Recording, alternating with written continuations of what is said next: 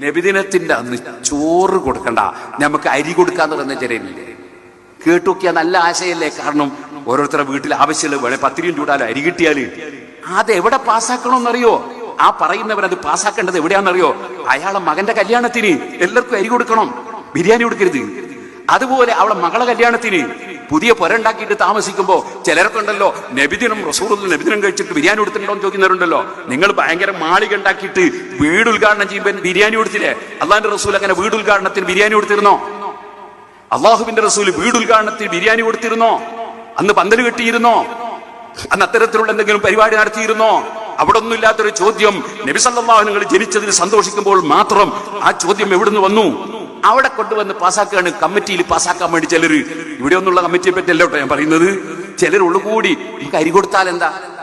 അതിന് നിന്റെ മകന്റെ കല്യാണത്തിന് അരി കൊടുക്കുക, എല്ലാവർക്കും അരി കൊടുക്കുക. നിന്റെ മകളെ കല്യാണത്തിന് അരി കൊടുക്കുക. നിന്റെ പുതിയ